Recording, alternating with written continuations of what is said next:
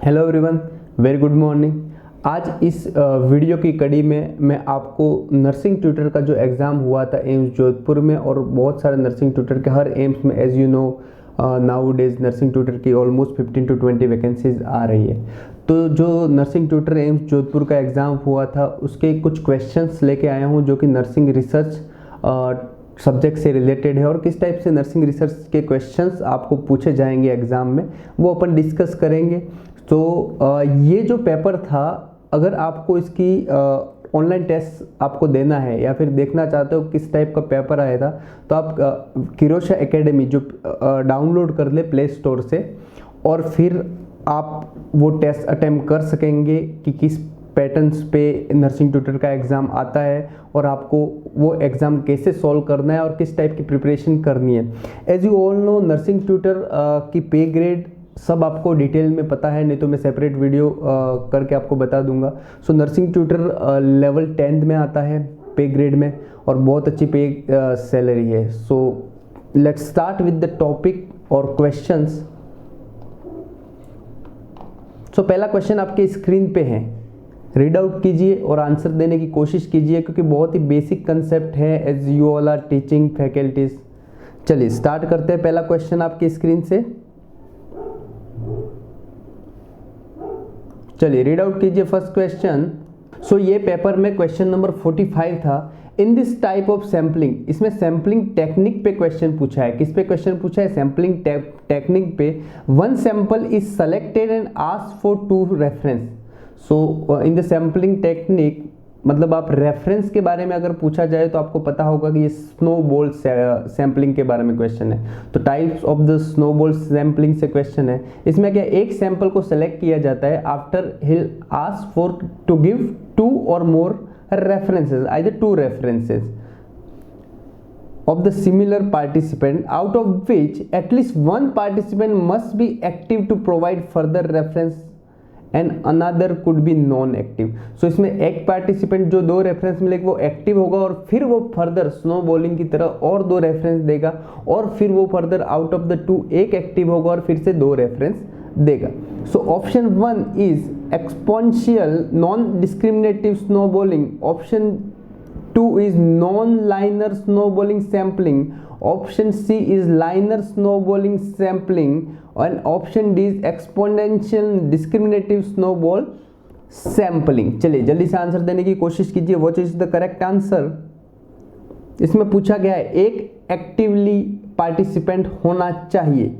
सो सबसे पहले मैं आपको बता दूं, इसमें 3 मेनली टाइप थे। First type, second type snowball sampling के, और थर्ड टाइप। ओके, सो जल्दी से आंसर दीजिए। इसमें क्या है, एक पार्टिसिपेंट एक्टिवली रहेगा, तो इसका करेक्ट आंसर आप देखेंगे तो आपका इसका करेक्ट आंसर जाएगा D, exponential discriminative snowball sampling. ठीक है, तो इसमें क्या हो जाएगा, इसमें हो जाएगा जो एक सैंपल आपने सेलेक्ट किया वो 2 रेफरेंस देगा। कितने? 2 रेफरेंस देगा। तो इसमें से एक तो क्या होगा, एक्टिवली पार्टिसिपेंट होगा, फिर से वो 2 रेफरेंस लेगा और ये लाइन क्लोज हो जाएगी, ये चेन क्लोज हो जाएगी। इसमें से ये फिर से 2 रेफरेंस होगा, तो इसे बोलेंगे exponential discriminative snowball sampling. Correct है? क्लियर है? समझ में आ रहा है? ओके, सो अब अपन देखेंगे नेक्स्ट कि भाई नेक्स्ट क्या कहलाता है। दूसरा जो अपना टाइप आज देखना था उसके बारे में देखेंगे। क्या था, एक तो डिस्क्रिमिनेटिव था, एक नॉन डिस्क्रिमिनेटिव था। तो अपना आंसर क्या दिया, अपन ने आंसर क्या चूज किया था, एक्सपोनेंशियल डिस्क्रिमिनेटिव स्नोबॉल सैम्पलिंग। तो नॉन डिस्क्रिमिनेटिव का एग्जाम्पल ले ले। इसमें जैसे ही आपने एक सैंपल सेलेक्ट किया, क्या किया था, एक सैंपल सेलेक्ट किया, वो 2 रेफरेंस देगा, फिर से every sample again give 2 reference. तो इसे क्या बोलेंगे, नॉन डिस्क्रिमिनेटिव सैम्पलिंग। क्या बोलेंगे, non discriminative snowball sampling. Okay, third जो अपना टाइप था लाइनर, कौन सा था, लाइनियर स्नोबॉल सैम्पलिंग। तो ये तो एग्जैक्टली इजी था। इसका करेक्ट आंसर सीधा, जैसे ही सैंपल सेलेक्ट किया, again he will give reference to other sample and again he will give reference to next one. So like chain it's working, like chain it's working. So clear है। तो इसके अनुसार इसका correct answer कौन सा आ गया? इसका करेक्ट आंसर आ गया D is the correct answer. Which one is the correct answer? D is the correct answer. Clear है। तो ये एक तरह से types of the snowball sampling है। क्या है? Types of sampling. Snowball sampling किसमें यूज की जाती है? तो एक तरह से कमर्शियल सेक्स वर्कर देख लो तो वो क्या रेफरेंस देंगे एग्जैक्टली कि आपको किसके कौन सा सैंपल सेलेक्ट करना है, तो सेम कैटेगरी के वो रेफरेंस देंगे। चलिए नेक्स्ट क्वेश्चन अब देखें तो ड्रग से रिलेटेड क्वेश्चन आया है। कौन सा क्वेश्चन आया है? नेक्स्ट क्वेश्चन ड्रग से रिलेटेड क्वेश्चन आया है। ड्रग का कैलकुलेशन कैसे करना है?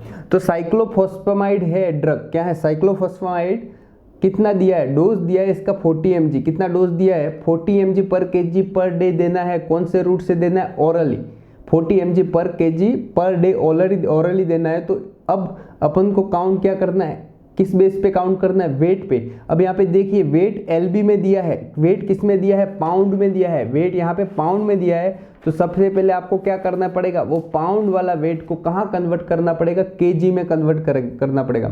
So how much would nurse give each day? तो अपना डोज कितना देना है? 40 mg पर kg पर डे।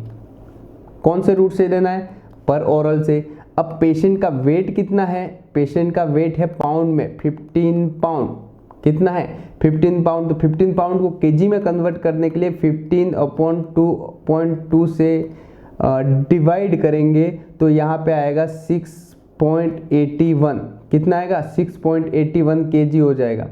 जब 6.81 kg इंटू 40 mg करेंगे तो आपका आंसर आएगा 272 ऑलमोस्ट। तो यहाँ पे 272, 240, 280, 100, 120।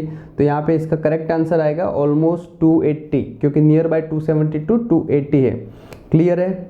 ओके चलिए नेक्स्ट क्वेश्चन की ओर बढ़ते हैं। नेक्स्ट क्वेश्चन फिर से रिसर्च सब्जेक्ट से क्वेश्चन लिया गया है। क्वेश्चन नंबर 20 था पेपर में। Which of the following strategy is used to set aside his own belief, attitude, feeling about the phenomena in qualitative study? अब ये क्वालिटेटिव और क्वांटिटेटिव दो है स्टडीज। तो इसमें क्वालिटेटिव स्टडीज का दिया है जिसमें जो रिसर्चर रहता है वो अपने ओन बिलीफ, एटीट्यूड और फीलिंग पे रिजल्ट डिक्लेयर नहीं करता है, मतलब वो उससे असाइड रखता है। तो उसे क्या बोलेंगे? पार्टिसिपेंट ऑब्जर्वेशंस, बी ब्रैकेटिंग, सी मेमोइंग, डी ऑडिट ट्रायल। तो इसका करेक्ट आंसर कौन सा दिया था? Bracketing is the correct answer. इसमें प्री जो रिसर्च का जो प्री ऑक्यूपेशनल थिंग रहती है उससे उसका आंसर डिसाइड नहीं होता है। ओके उससे इफेक्ट नहीं करता है। जैसे रिसर्चर्स की ओन बिलीफ, एटीट्यूड और फीलिंग के बेस पे वो जो रिसर्च का जो रिजल्ट है वो उस पर इफेक्ट नहीं करता है। ठीक है, तो इसका करेक्ट आंसर है B is the correct answer, C. Next drug calculation से क्वेश्चन आया है। Vitamin K is available as a 1 mg पर 0.5 ml। अगर 1 mg कितना है? वाइल 0.5 ml और ऑर्डर डोज कितना है? 0.5 mg पेशेंट को देना है तो विटामिन के कितना एडमिनिस्टर किया जाएगा क्वेश्चन है। तो आपको ड्रग कैलकुलेशन करेंगे तो एक चीज़ याद रखना है, अवेलेबल डोज, डिजायर्ड डोज मतलब जितना ऑर्डर किया है upon available into quantity. Clear है? तो डिजायर्ड डोज यहाँ पे कितना है? डिजायर्ड डोज है 0.5 mg और अवेलेबल डोज कितना है? 1 mg और क्वांटिटी दी है 0.5 ml। ठीक है, अगर इन सब को कट करो तो आपका आंसर आएगा 0.25 ml। ठीक है, तो आपका करेक्ट आंसर कौन सा है? 0.25 ml। A is the correct answer. Clear है? बहुत इजी है। नेक्स्ट रिसर्च से 47 क्वेश्चन आया था। What does show in this picture? Clear है? तो इस पिक्चर में को रिलेशन से रिलेटेड बताया गया है, casual relationship between two variable. तो को रिलेशन से रिलेटेड पूछा गया है। ये जो डायग्राम दिया है, ये जो डायग्राम दिया है वो क्या इंडिकेट करता है? Perfectly negative correlations, absolute no relations, perfectly positive correlation, moderately negative correlations. तो ये 4 ग्राफ हैं। तो मैं आपको बता दूं जस्ट डायग्राम करके। ओके, सो लेट्स फर्स्ट देखिए, ये है पॉजिटिव, कौन सा है, परफेक्टली पॉजिटिव, ये है परफेक्टली नेगेटिव, और there is no correlation, no correlation, clear है, ये क्या है, नो कोरिलेशंस, क्लियर है, और मॉडरेटली, मॉडरेटली नेगेटिव, क्लियर है। तो ये आपका डायग्राम है, इस बेस पे क्वेश्चन पूछे जाते हैं और इस एग्जाम में भी क्वेश्चन पूछा गया था। तो इसका करेक्ट आंसर कौन सा है, परफेक्टली नेगेटिव कोरिलेशंस। ये जो डायग्राम दिया है वो क्या है, परफेक्टली नेगेटिव कोरिलेशंस, क्लियर है। तो इसका करेक्ट आंसर क्या था, ए। आप सबको ये जो सब क्वेश्चन है, ऑलमोस्ट 100 क्वेश्चन आए थे, 2 आवर का पेपर था, आपको ऑनलाइन टेस्ट दे सकते हो, ऑलमोस्ट फ्री ऑफ कॉस्ट है अपने ऐप पे। ये मेरी ओर से जो क्यूरेशो एकेडमी ने जो अपॉर्चुनिटी प्रोवाइड की है, वो मेरी ओर से मेरा जो एक्सपीरियंस शेयर कर रहा हूँ, ठीक है। इस एग्ज़ाम में मैंने खुद ने क्लियर किया था, all India 10th rank achieve की थी। चलिए next question, what is the median of the following set score, following set score का मीडियन क्या है। तो आपको मीडियन कैलकुलेट करने से पहले अपन सबसे पहले क्या करते हैं, असेंडिंग ऑर्डर में सेट कर दे, 0 2 4 6, फिर आगे आपका 10 12 14 18 20 और 22 24।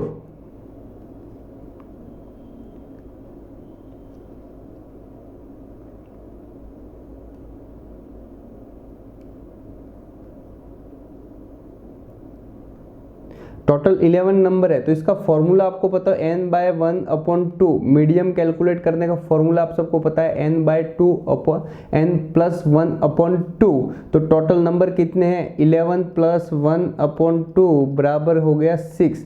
तो यहाँ पे देखिए 6 नंबर कौन सा है, 2 3 4 5 6। तो इसका करेक्ट आंसर मीडियम कौन सा आ गया, 12, B is the correct answer. चलिए वेरी गुड। नेक्स्ट, अब जो आप सब रिसर्च ऑब्जेक्टिव चूज करते होंगे, तो उसका विच of the following guideline is followed formulation of the research objective, research objective का फॉर्मुलेशन करने के लिए क्या गाइडलाइन फॉलो की जाती है। तो फाइनर, पिकॉट, स्मार्ट, PQRS। तो आप सबको पता है रिसर्च ऑब्जेक्टिव के लिए स्मार्ट टेक्निक यूज की जाती है। कौन सी टेक्निक, स्मार्ट टेक्निक। स्मार्ट मतलब specific, measurable, achievable, relevant and time related. इस बेस पे अपन रिसर्च ऑब्जेक्टिव डिसाइड करते हैं। तो इसका करेक्ट आंसर आपको मिल गया होगा। इसका करेक्ट आंसर कौन सा है, C is the correct answer. Clear है, ओके गुड। चलिए नेक्स्ट क्वेश्चन आपके स्क्रीन पे है, नेक्स्ट क्वेश्चन आपके स्क्रीन पे है, which of the following data is lowest on the measurement scale. Measurement scale होता है, उसमें कौन सा डाटा लोवेस्ट होता है, ये करके क्वेश्चन है। तो इसका करेक्ट आंसर आपको बता दूं, A is gender, B is the height in centimeter, range of the temperature, level of the performance. तो इसका करेक्ट आंसर जेंडर होगा। जेंडर में मेल और फीमेल ही होते हैं। Height in centimeter, range centigrade temperature का फ़ारेनहाइट में होगा। तो इसका करेक्ट आंसर कौन सा है, जेंडर। क्लियर है। चलिए नेक्स्ट क्वेश्चन की ओर बढ़ते हैं। हाँ, ये वेरी वेरी इंपॉर्टेंट क्वेश्चन है, किसी भी एग्जाम में पूछा जा सकता है, रिलेटेड टू कंसेंट। ठीक है, तो क्वेश्चन क्या है, what is the name of the process used to obtain child agreement in the participant. जिसकी एज 18 ईयर से नीचे हो, उसका कंसेंट लेना है किसी भी रिसर्च में पार्टिसिपेंट का, तो उसको क्या बोलते हैं, माइनर कंसेंट, लेसेंट, असेंट और कंसेंट। तो मैक्सिमम स्टूडेंट यहाँ पे माइनर कंसेंट कर देते हैं, लेकिन इसका करेक्ट आंसर क्या है, assent is the correct answer, C is the correct answer. Very very important question, बहुत इंपॉर्टेंट क्वेश्चन है, बहुत बढ़िया। चलिए next question, which of the following qualitative method focus on description and interpretation of the cultural behaviour.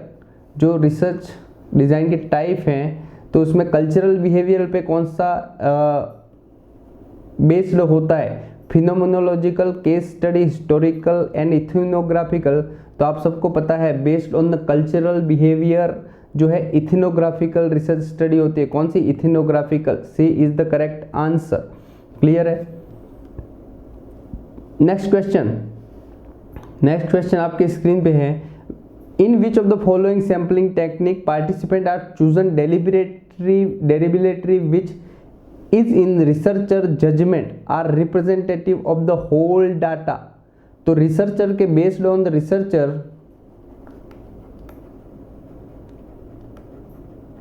Purpose उसको कौन सा sample choose करना है, तो करेक्ट आंसर आपका कौन सा आ जाएगा? Purposive sample is the correct answer. A is the correct answer. Clear है? बाकी बहुत डिटेल में देखेंगे तो आप सबको पता ही है, रिसर्च सैम्पलिंग मोर टॉपिक था, आपने एमएससी में स्टडी किया होगा, आप टीचिंग कर रहे होंगे तो आपको इसके बारे में डिटेल में इंफॉर्मेशन होगी। अगर नहीं है तो फिर आप रिसर्च सब्जेक्ट की वीडियो देख सकते हो क्यूरोसिटी एकेडमी के ऐप में। चलिए, the current study include female nurses only.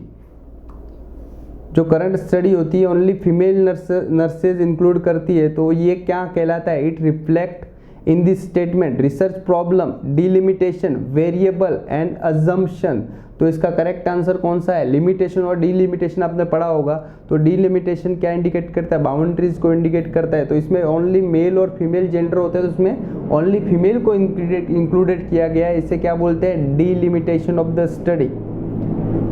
चलिए नेक्स्ट क्वेश्चन, 51वां क्वेश्चन था, which of the following type of the hypothesis state that there is no significant difference or correlation between two or more variable. तो जो dependent और independent variable होते हैं किसी भी स्टेटमेंट में, किसी भी प्रॉब्लम में, रिसर्च में, तो इसमें कोई भी रिलेशंस नहीं है, वो कौन सा हाइपोथेसिस कहलाता है? उसे बोलते हैं नल हाइपोथेसिस।